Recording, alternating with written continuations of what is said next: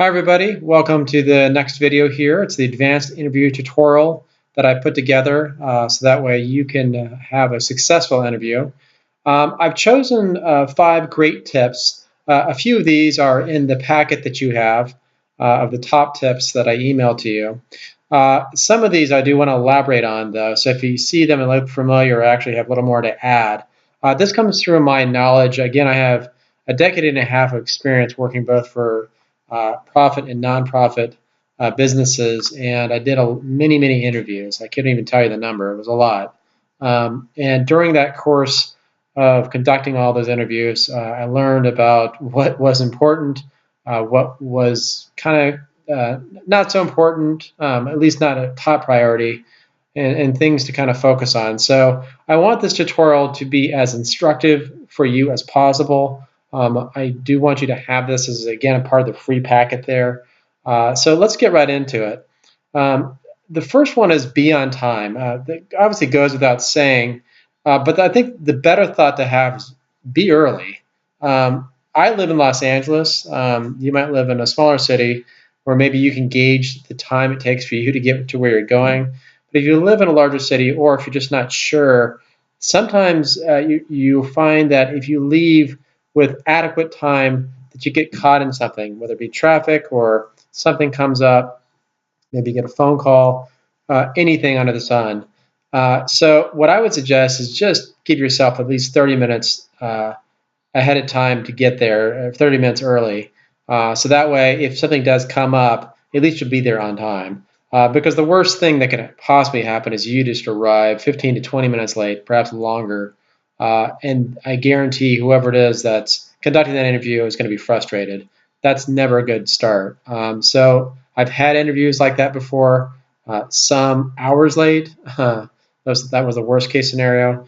So that just starts you off on the wrong foot. It's something that can be easily remedied, again, by just leaving earlier than usual and getting there right when you need to. So we'll just go ahead and move on to the next step right there. Do your homework on the employer before you go into the interview. This is critical because you need to know, obviously, what the job requires, but more importantly, what the company does. So look at it on Google, look at their website, look at the job description, really have like a journal down, or you can just write it up on a piece of paper about all of the facts that you find about the particular company that you're going to go see. You need to know, who the president is, if there's a board of directors, maybe a little bit of information about them, definitely about their product or service that they're providing, how long they've been in business, where their locations are at, things like that. They're going to make you have a leg up on the competition. Believe it or not, there are people that go into interviews that don't do this, or at least they forget to, and they just know the job description, but they know nothing about the company. That's bad news because a question could come up during the interview where they ask you a little bit about the company and say, hey, what do you know about us? Or an opportunity could arise where you could actually tell them these facts and make yourself look that much better. Get the facts right too, of course, during the interview. Last thing you want to do is go in there and tell them some facts that aren't true. And then they're saying, what are you talking about? So just make sure that when you go in there, you're solid in the information that you're going to provide. And this last point here is don't brag either. Nobody likes a windbag. So, obviously offer some information when the opportunity arises, and, listen to what they tell you, but don't just sit there and talk forever. The next point is understanding what the employer wants for the position and how you can meet that need. So the first point was about the company. This other point is about you and the position. So obviously that's very, very critical because you need to know what you're going in to apply for, and how are you going to meet that role. So you got to tell them about your qualifications, and if you have any awards, tell them about that. Obviously, tell them about your education, and any kind of prior experiences you've had. Think about doing it in a short story format. Don't be overly concerned about, oh my goodness, I don't know how to write a short story. Just think of it as a little story you could tell. It could be a paragraph long, and the more brief that you keep it, the better.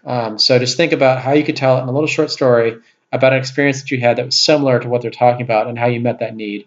whatever story you tell, make sure it's one that paints you in a great light.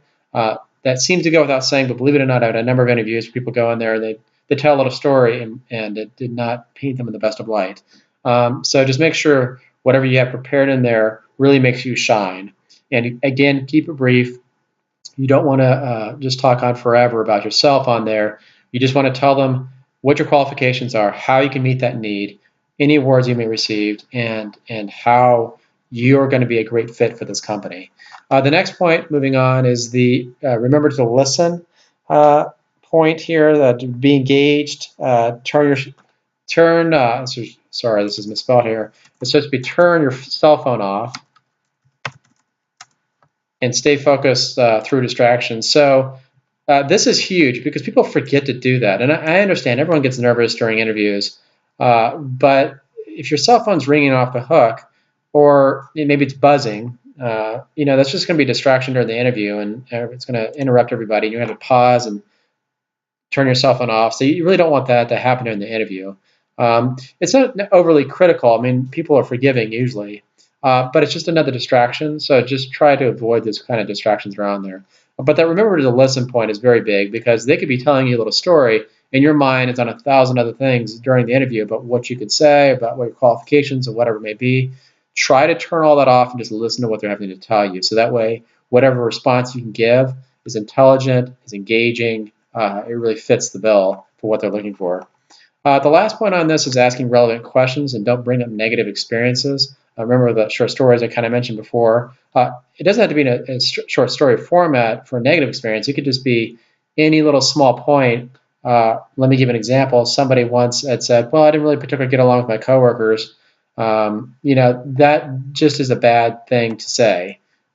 Maybe that's obviously true. We've always been in that situation where we can't deal with a particular person, or it's at least hard to. But there's no point bringing that up during an interview because it looks like you're hard to deal with yourself. And you might very well have been in the right, but just avoid it. And the questions you ask, make sure they tie in, of course, to the interview that's over there. You don't want to have something that goes off tangent. Even if it paints you in a great light, if maybe it's a job that you had a while back that you feel was a great story and you just want to tell about it, be careful of those because you just make sure that it really does tie to the job that you're looking at. And also you want to be truthful on what you know and don't know.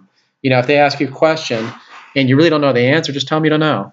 It's okay. You're going to be trained on the job. You're not going to know everything. Especially when it comes to software. Almost every job out there, you're going to be using some sort of software.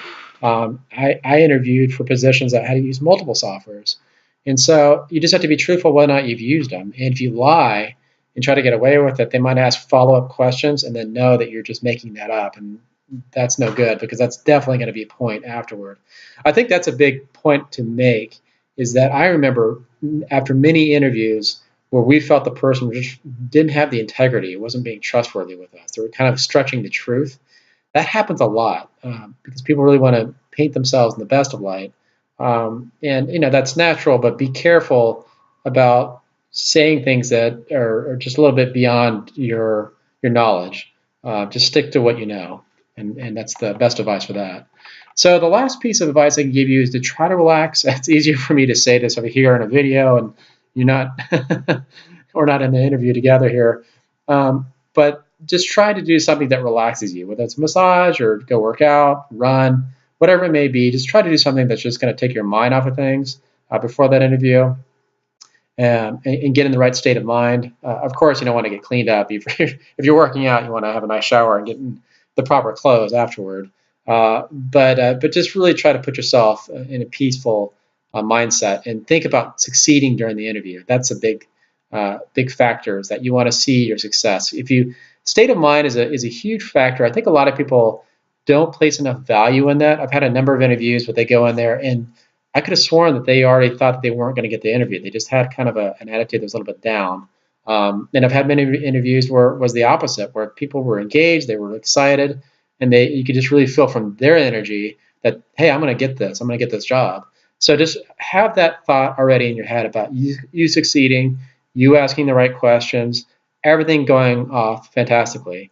Now, the last piece of this, which I didn't write down, but just came up to my mind and my experience, is that sometimes things happen during the interview that just catch you off guard, whether it be a distraction or whether it be a question you just didn't anticipate, and you feel that, oh my goodness, the answer I gave, the distraction that happened, I can't believe that just happened. This interview is all gone. Try to re-gauge your mind, reset your thinking, your frame of mind to say, no, this interview is still going to go great. Yes, that happened, but let's move on. That has to be the mindset, because you can't let that ruin the interview. Because believe it or not, what you might think is a big thing, to them, this might be so minor they might not even be thinking about it at all. And so really just have to get in that mindset that everything's going to be okay. Just go through with it. You've prepared yourself. You've done your homework. You know the position. You got there on time. You're going to be relaxed. You're going to ask appropriate questions. You're not going to talk about yourself too much, but you are going to listen and reply when needed. All those pieces, if you roll all those in together, you get a solid interview. I guarantee it. So I wanted to point out these 5 key parts of an interview process. I've done enough of this where I know this is going to work for you if you try it out. So I hope that you'll use this advice. Best of luck to you. I want you to get that position. I want to hear about it too. You have my email. We've connected already. I want to hear about success stories. And if this information worked for you, that's great. It's wonderful. That's what I want. I want you to have success. That's why I'm doing this. I like career coaching for this reason. I love people telling me, oh man, Vince, that was a wonderful tip you gave me. Or if there's something else that you thought about that was beyond my scope, and saying, oh, Vince, when I read your tips, I thought about something else that's really worked for me during this interview. That's what I want to hear. I want to hear about success stories out there. And if you have an interview that they just don't call you back, no sweat. You'll have another one that's out there. So don't get all tied up about one particular job. There are others out there. You'll get it. You get that success you need. So I hope this all helps you out. As I mentioned in the first video and the second video, there's that 5-step career pledge challenge that I have. I highly recommend that you do that challenge. And I'll throw in some links on here for that too as well. That's going to be an important part of the career process to make sure that you have a great career that's out there. It's information that I prepared, I think, to be very useful for you too as well. So check that out. Again, that was in the first video and the second video, and there's that PayPal link that's there too if you want to get into it. But in any case, I hope all these tips help you, and look forward to hearing from you. Take care.